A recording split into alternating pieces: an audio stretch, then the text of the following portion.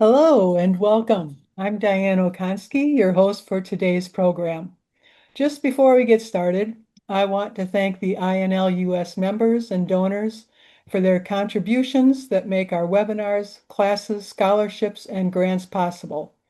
If you are not yet a member of INLUS, please consider joining us. Information can be found at inlus.org.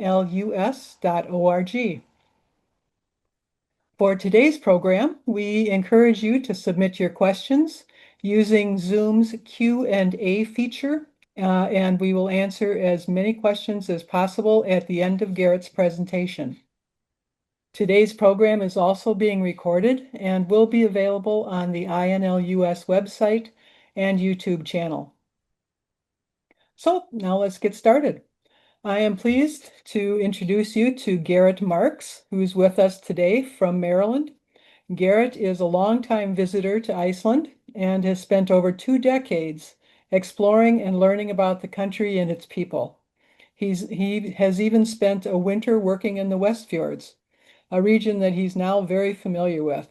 He has hiked and trekked extensively in Iceland and will share his experiences and tips with us today. And he is also currently working on a book. It's a book that's going to explore the changes that he's seen over the past 20 years in Iceland, as well as Iceland's early history. So welcome, Gerrit. I'm happy to have you with us today, and we really look forward to having you tell us about your experiences. But I have to admit that I did not know the difference between hiking and trekking when we set this up. So I looked it up and found out that the difference concerns time and difficulty. And according to the definitions I found, hiking is typically a day trip that's not too demanding, while trekking can be an arduous multi-day journey that requires physical preparation and good organization. Quite a difference. So I'm really looking forward to hearing from you and learning more about your experiences. So I'll turn the mic over to you, Gerrit. Thank you for that introduction, Diane, and Doug for helping me through the technical aspect of this. And yes, trekking actually is in a different category than than hiking, and for that reason, I actually did a lot of preparation here at home because back in the States, I'm not necessarily a trekker.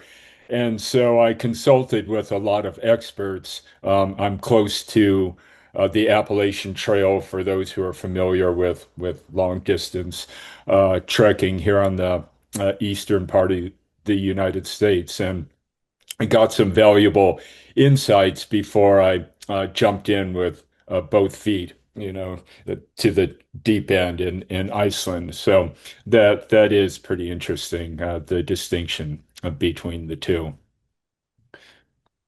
And there, we are going to share some photos here. This is a long ago trip, and the reason that I presented this image is that, as with most places that you visit, weather is going to be a huge concern, as far as your activities and what you're engaged in.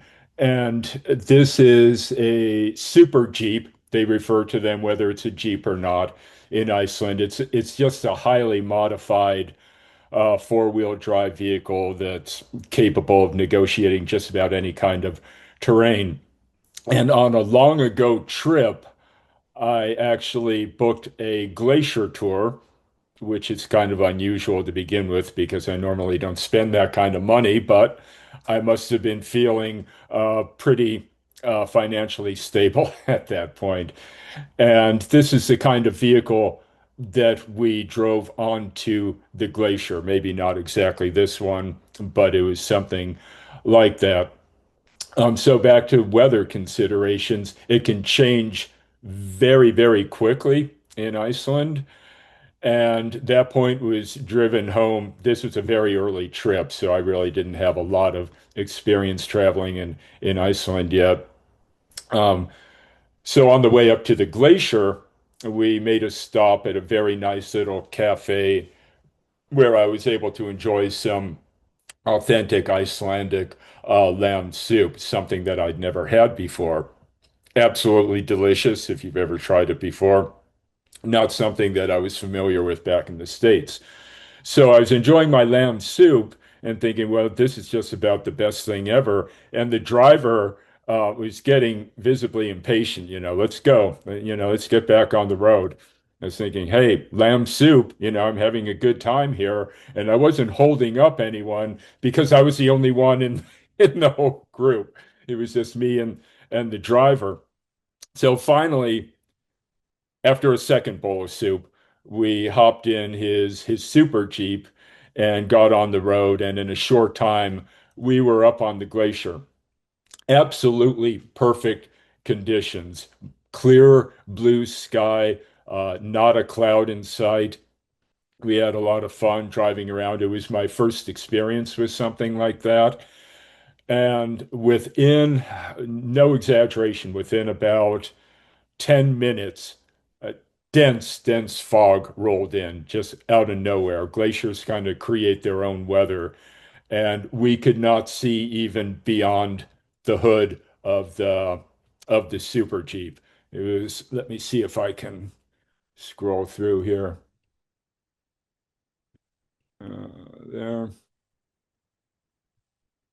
there we go.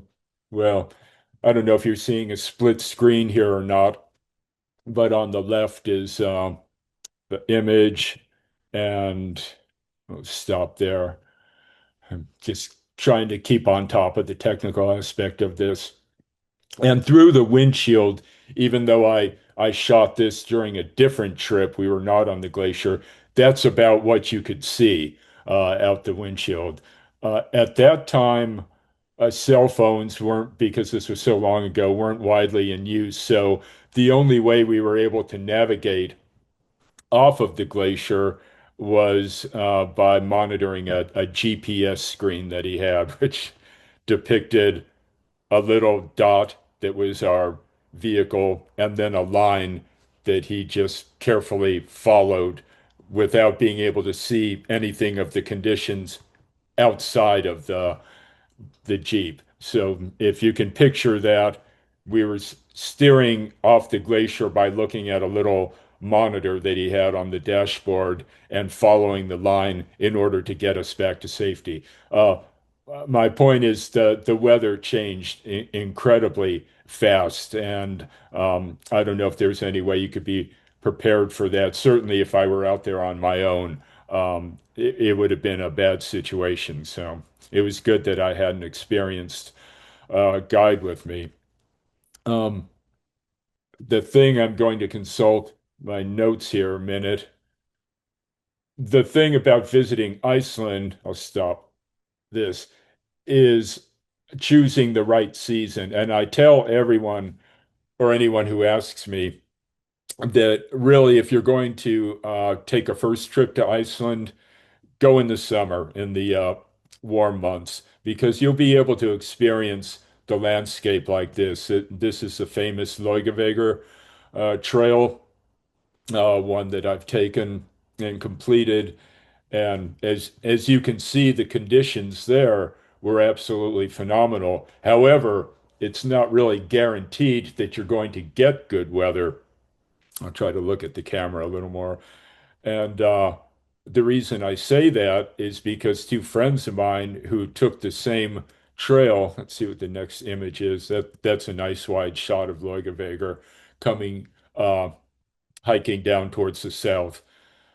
They took the same trekking adventure, but on a in a different year, but at the same time of year. I was there in August. Just pouring rain, low visibility, just a slog fest through the whole thing. So my point is this weather was really pretty much a gift, but it's not going to be guaranteed that you have good weather at any time of the season. Um, or any time of year, I should say. I wanted to go back just a minute and address this tent. Um, it was adequate. I'll try to freeze on that. It's the one that I brought with me. Looks like it just wants to keep on scrolling through. Let's stop there. as I said, this is the tent that I brought with me. Perfectly acceptable tent. However, after one night of camping in high wind conditions at the first campsite after Landmannalaugar, it was completely destroyed. And I say that because in my defense, later campground much farther down on the trail had very, very heavy duty tents, much more robust than this one, erected by the Icelanders at the campsite, and they too were destroyed. So I'm not taking full blame for coming with an inadequate tent. Even the big heavy duty tents that they had erected for campers at the official campsite, at least half of them were blown away and completely destroyed. They could not be rented out anymore. No one could stay in them. I just wanted to briefly address river crossings. I'm kind of jumping around here, but I am trying to follow my my outline as much as possible. I did mention the warm months, and obviously we are in the warm season here in this photo.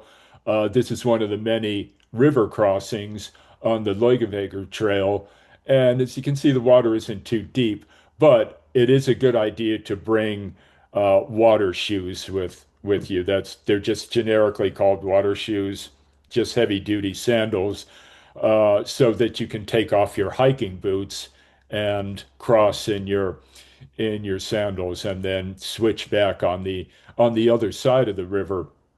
The reason being you don't want to be slogging along in wet footwear. It's extremely unpleasant. And if you just take your sandals off and put your boots back on, it's just a little outlay of time, but you're going to be much more comfortable than if you're hiking along in wet shoes. And just another beautiful shot of the Laugavegur Trail. Here's some of my gear. I wanted to get into a brief discussion of that. You can see, apparently it doesn't want to stop for me. We'll see if it will halt there. Rain pants, I was addressing those in my notes, and a light rain jacket. My backpack, I think we just passed a photo of that, was really way too big for this trek.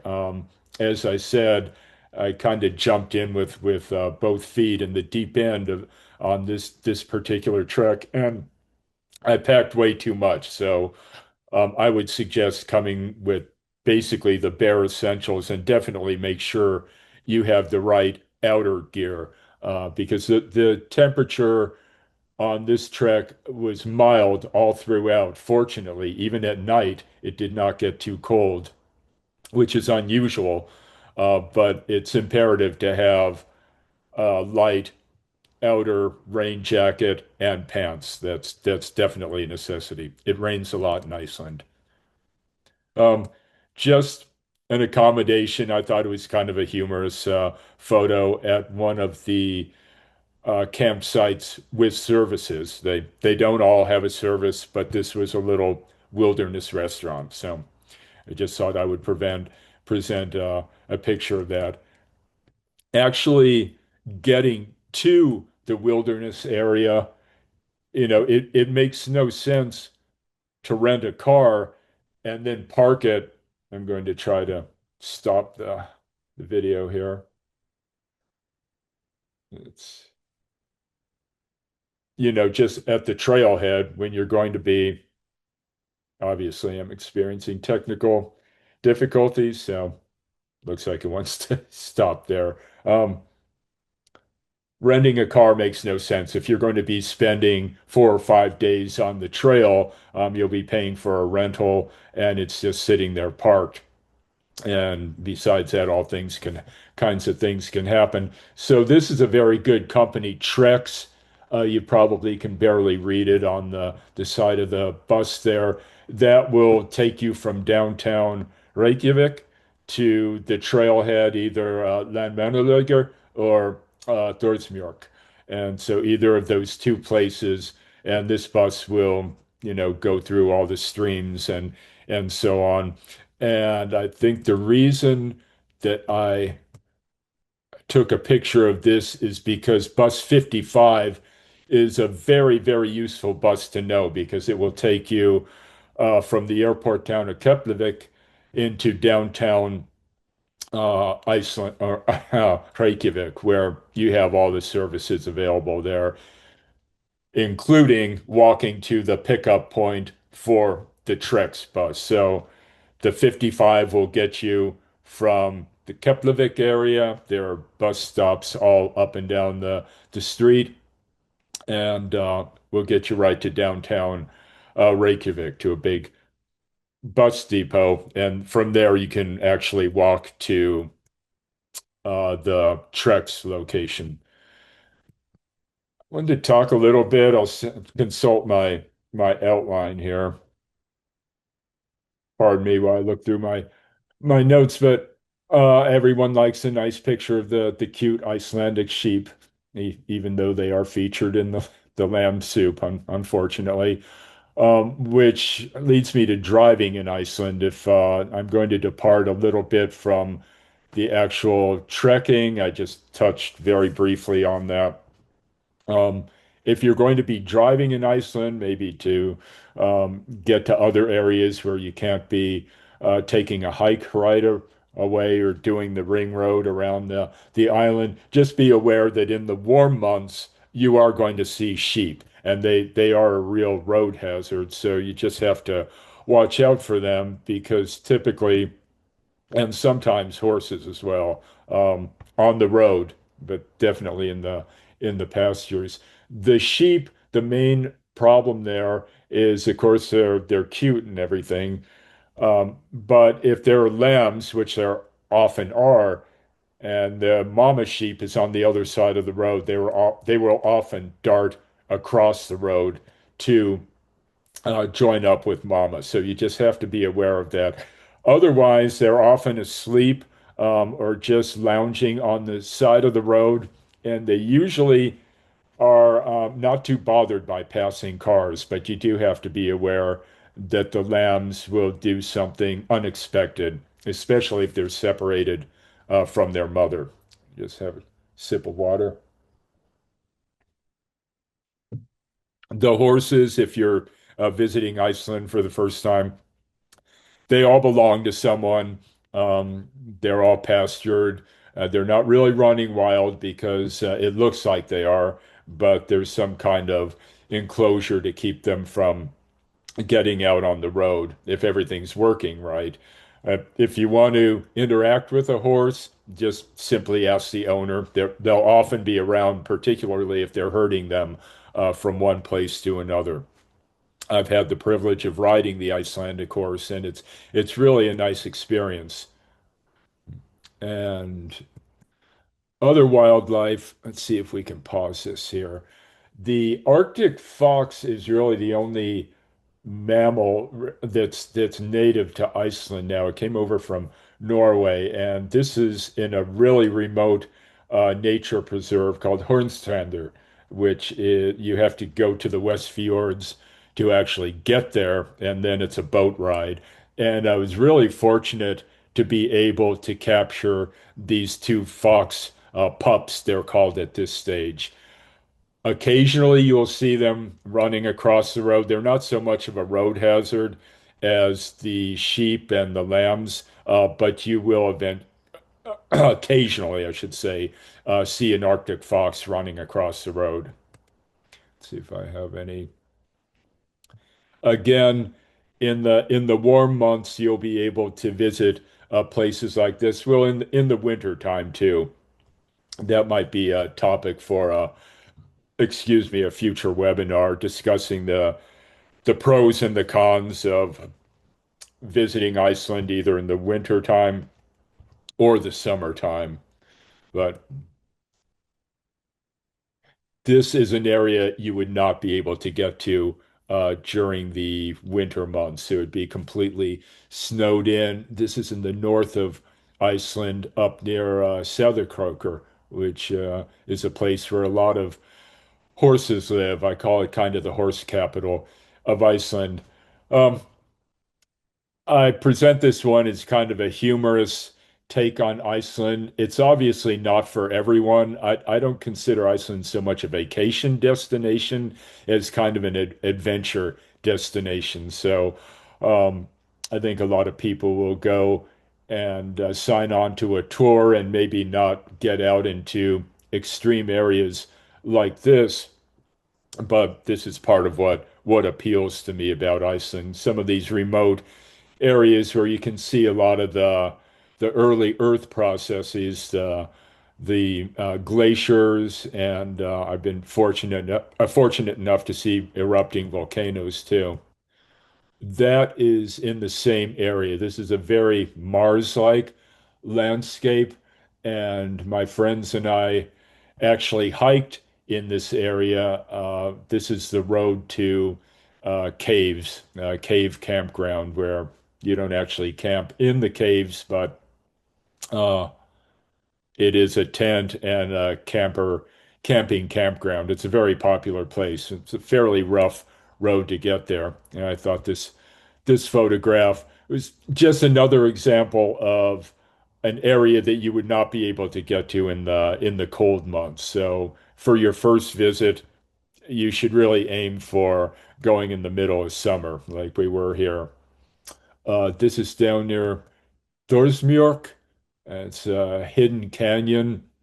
This is Diane was mentioning earlier, was more of a day hike. We hiked into this hidden canyon.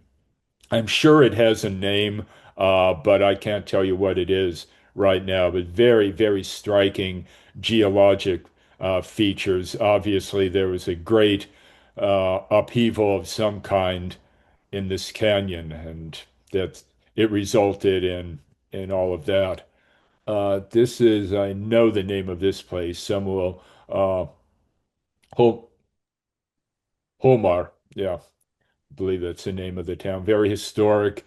And again, a good example of visiting in the warmer months, because you could drive to this in the cold months. It would probably be quite snowy, but it's really very beautiful in the warm months there.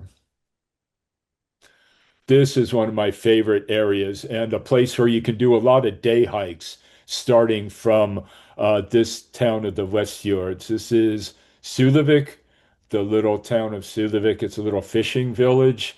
I've spent a lot of time there. Know quite a few people, have a lot of friends there.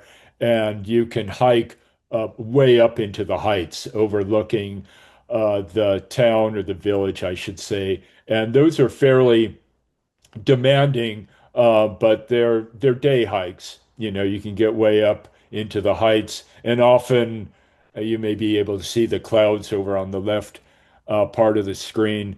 You may hike up into the clouds at times, but hopefully, if you make it way up to the heights, you'll get a good view of the village down below. Let's see. Again, this is a day hike, maybe even just a half a day hike outside of Sudavik. It's a little waterfall trail that my friends who are avid hikers and trekkers marked out this trail. So I felt a very personal and close connection to this one because my friend in Sudavik recommended that I take it, and I knew that all the markers that they'd laid out were actually put there by her and her hiking friend, Bardi. Let's see. Should go to the next.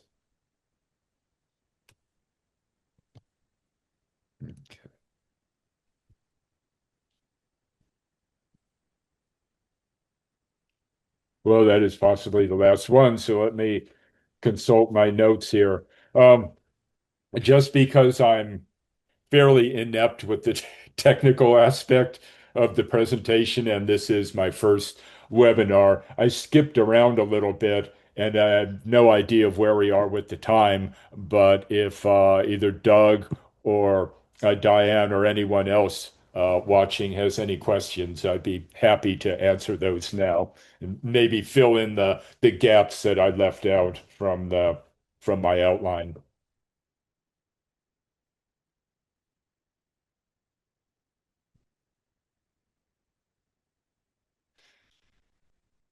You're muted, Diane.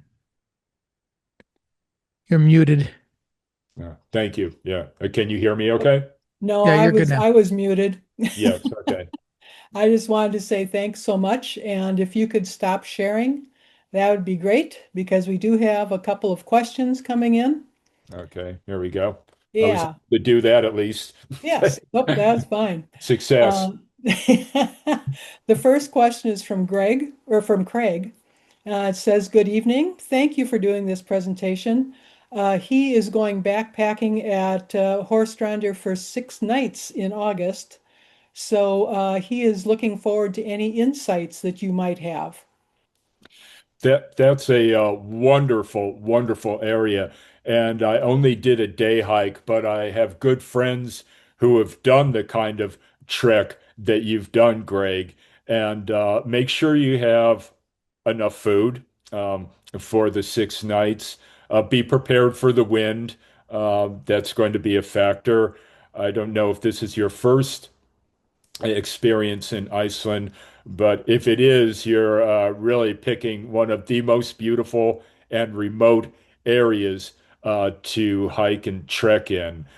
You'll get over to the far edge where there are really, really breathtaking cliffs that overlook the fjords. And in the nature preserve, I don't believe you're going to have camping huts. Like I said, I didn't take a long trek. It was just day hikes. And you're going to need your own tent, provisions. I swear by hiking poles. I wanted to have a little discussion about that. I kind of skipped over that in my mentioning the different kinds of equipment to bring. But in my discussions with long distance trekkers back home here, they really said hiking poles are a must. And I found that to be true on my many hikes and treks in Iceland. It's a game changer for me. It enhances your overall stability, your posture, and if you're already someone who uses hiking poles, then you don't need that kind of advice. I never did before my treks in Iceland, and I'm glad that I decided to use those. They just create a much safer kind of hiking situation. All right, thank you. And we have got a question from a gentleman named Aaron Kennedy, who I happen to know is going to be bicycling across Iceland this summer. And he would like to know how busy were the huts along the Laugavegar Trail.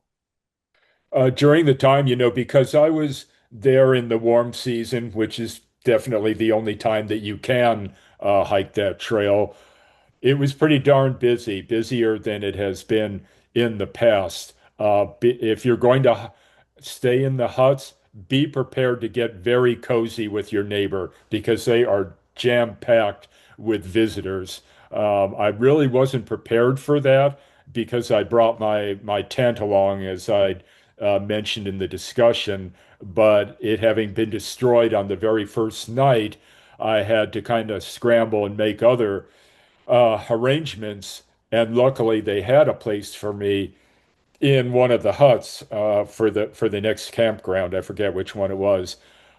It was very, very busy.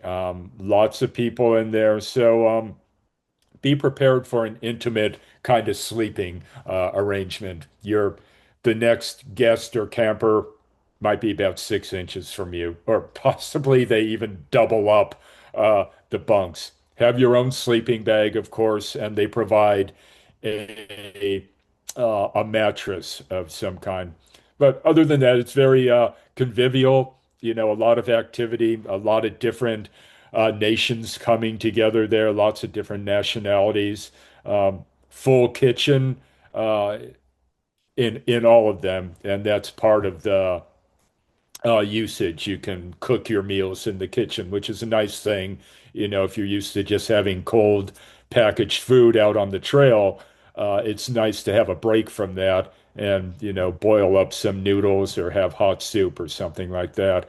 But be prepared to share everything, the kitchen facilities, the sleeping room, everything. Just letting you know. All right. Um, Craig says, thank you. I'm looking forward to the trip. He has it planned for the solar eclipse, Hmm. and it'll be his fourth trip to Iceland, but uh, probably the most remote. And he agrees that hiking poles are a must. And are there any recommended weather sites or applications that he should use to get the most current weather information specific to Yeah, Iceland? Uh, yes, yes. Yeah, I'm glad you use hiking poles. Yeah, that's important. I never knew how important it was until I hiked in Iceland. Veður, which is vedur.is,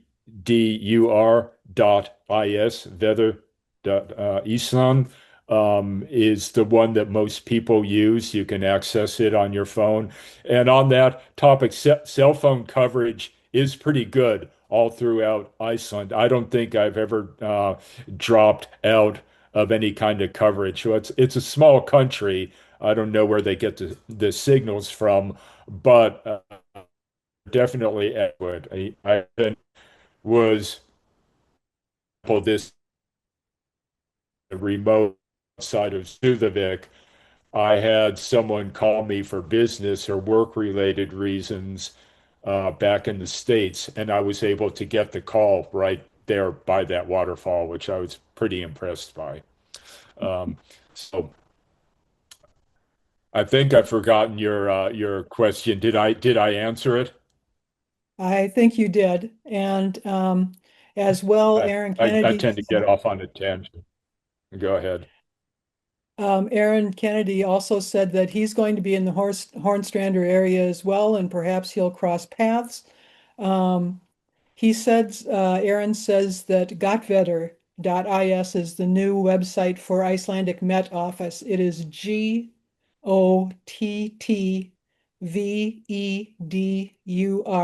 gottvedur.is. And so that's Oh, the okay. that's the most up-to-date website that they've got.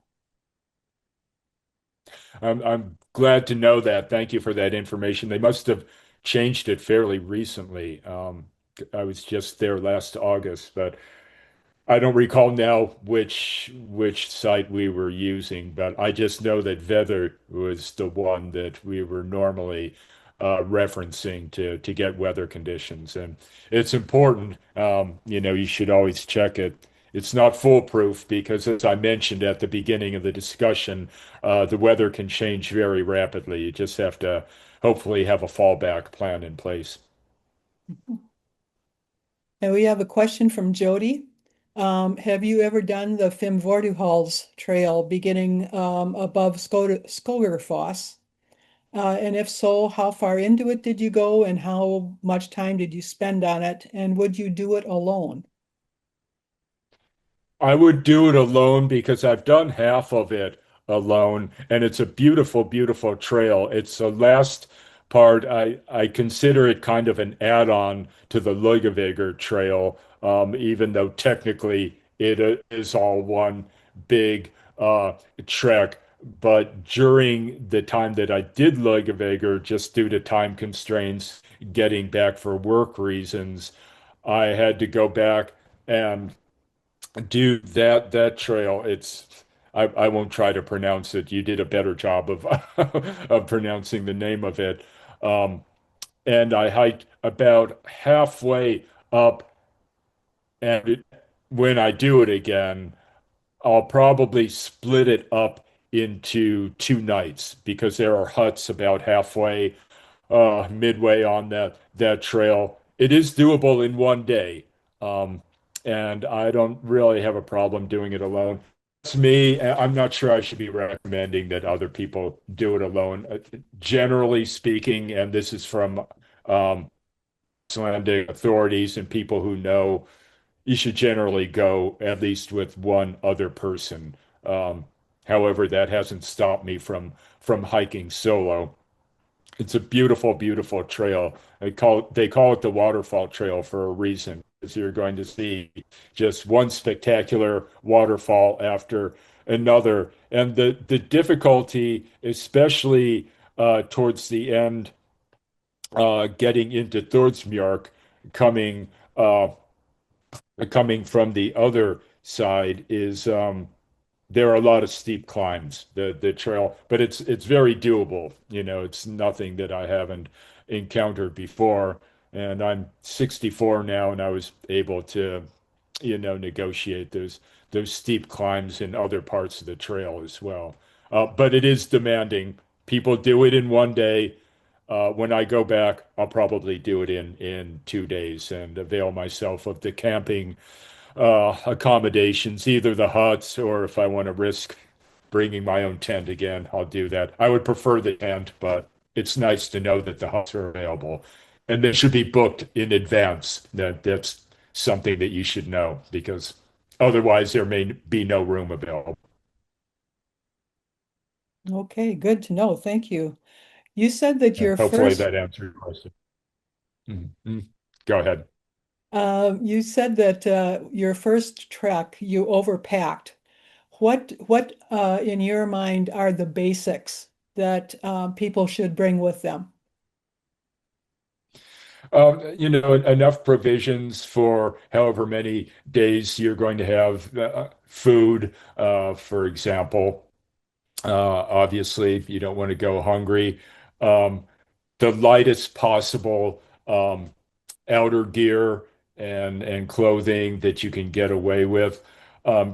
Keep in mind that you should pack some things for really cold conditions because even though on my last trip we were there in August, daytime temps rose to the 70s, almost the mid 70s, kind of unusual for Iceland. And at night, it dropped to the low 40s. So that's a big change in temperature. So make sure that you have at least one good change of warm clothing because you could be really, really cold or worse at night. Other than that, probably all the normal gear that you would take on a multi-day trek here in the States or whatever country your contact. Okay. Yes, and while we're waiting for him to reconnect, let me just tell you a little bit about what else is on the INLUS calendar. Right now, we've got our Icelandic classes going through the end of May, so we're taking a little break right now from the webinars after this. But on June 9th, we will have author Anne Marie Wells joining us for an author's corner. She will be talking about her new book, Happy Iceland: How Icelandic Strangers Taught a Miserable American the Secret to Lifelong Happiness. And that book will be released at the end of June. So it should be a good time to have that webinar and put your order in. And Gerrit, do we have you back? Yeah, it looks like, can you hear me okay? Yes, we can. Very Yes, we good. can. Thank you. Yeah, thank you. So how do you physically prepare for a trek? Fortunately, I have, as I mentioned earlier, I think I did the Appalachian Trail, which oddly enough has many of the features of a typical Icelandic trek. Very, very rocky, very rugged, some very deep climb and descents. Hiking poles, definitely a necessity. A lot of loose kind of dirt and stone underfoot rather that kind of give that warbles kind of sensation. So very, very slippery in places. And so I would hit the Appalachian Trail pretty regularly to do at least 2 to 3 times a week, a 7 mile, or longer day hike on the Appalachian Trail. But I was fortunate to have that close to me and having visited Iceland many, many times, before doing some of these longer treks. I knew that the Appalachian Trail was about as close as I was going to get to Icelandic conditions, close to home. Okay, great. Can you tell us a little bit more about the book that you're working on, especially about the changes that you've seen over the last 20 years? Lot of changes. I want to examine first impressions of Iceland, and I don't mind run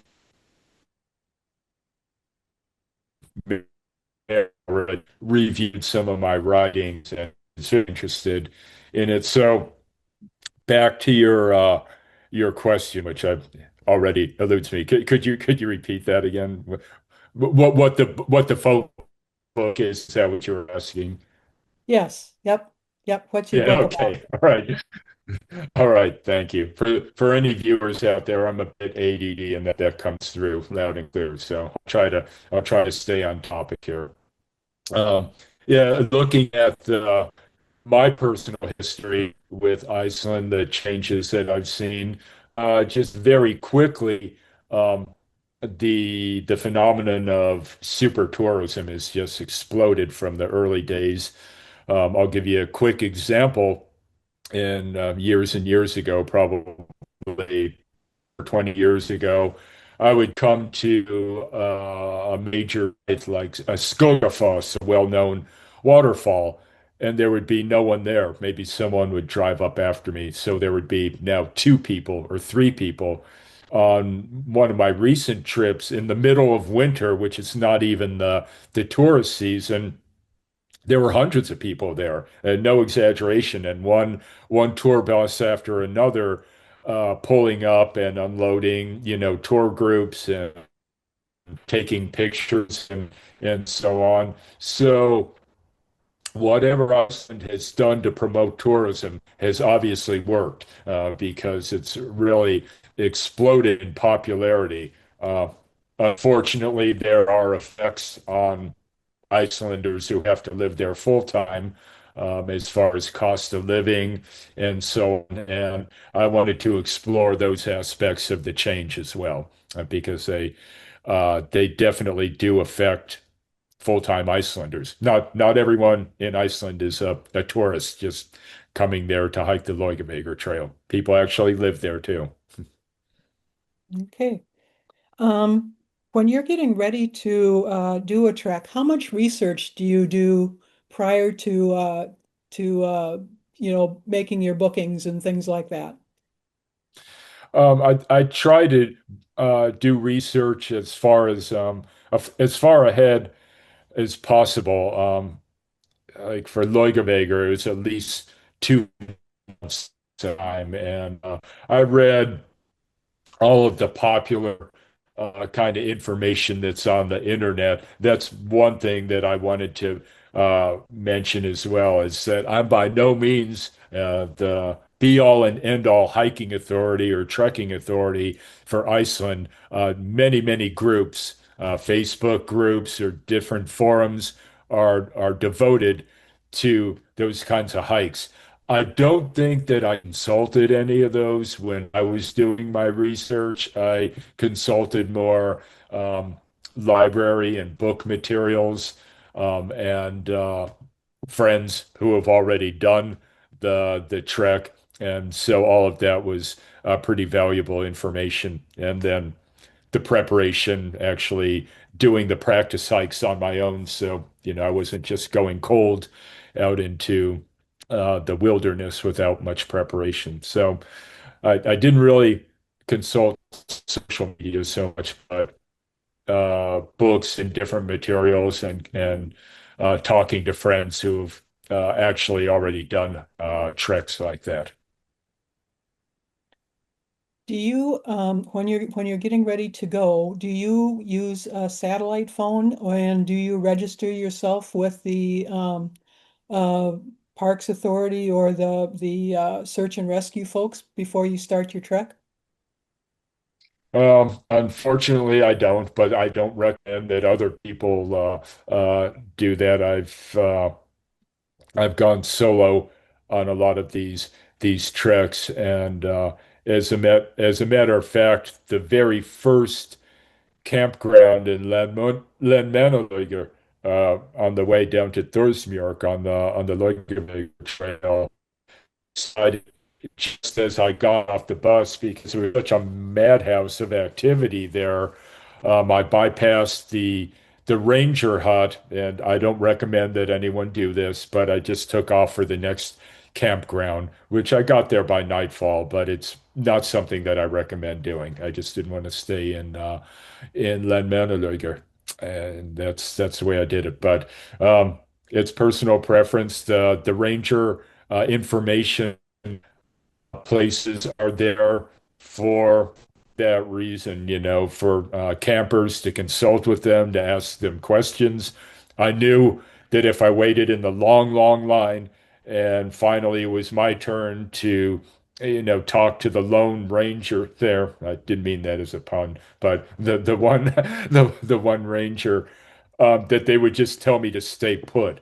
So I already knew I wanted to go to the next campground, and so that's why I made the best of my time. And some of those early pictures on Laugavegur were on that day, so the weather was fantastic actually.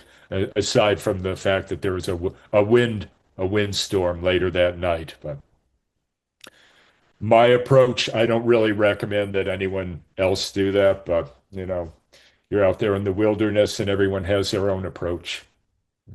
Mhm. Okay. In all the treks and hikes that you've done, which one is your favorite? Oh boy, that's a good question. I'd say probably uh, the Leugeveger Trail because there were so many different experiences and the landscape, as you'll find if you read and research it, is so varied along the whole course of it. There's sections that aren't so interesting that are just kind of plain and level and flat. Then other areas are more it provides for a very, very just kind of different landscape that you pass through, and then at the end, coming into Thorsmjork, if you're not doing the additional trail that we discussed earlier, that's a very green kind of oasis. So, just because of different landscapes and terrain pass through, I think that was probably my favorite one. Okay. All right. Well, we've got also a couple of questions from your friend Katrin, Neil's daughter, and Oh she yeah. wants she would like to ask you what are your favorite snacks from Bonus? Oh, favorite snacks from bonus. She knows I love this then. Yeah. I like Oh no. I should have them on the tip of my tongue, but they come in all different flavors. Sour cream, and maybe she can type in the name of the cracker. She'll know what I'm talking about. And that with brie, their Bonda brie that they sell, it's the store brand.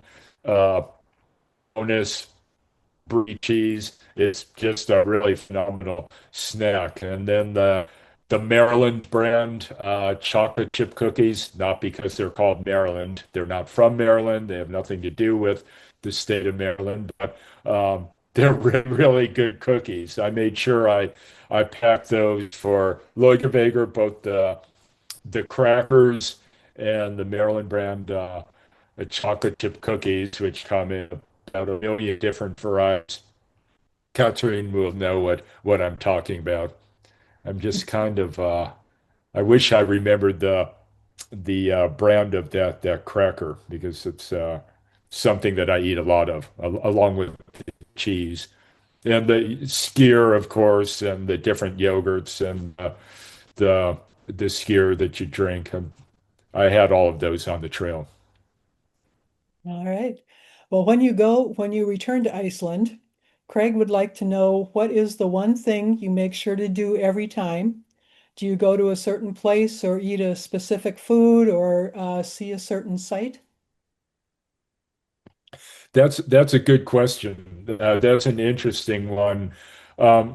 Because of my connection to the westwards, I really, it's not always possible, but I almost always try to make the drive up there from the south, from the capital area. It's about a 6 hour drive, so it's a good outlay of time, but it's a place for me to reconnect with that area because I really know the Sudavik, Isafjordur, and the mountain villages of Suðuroy and uh,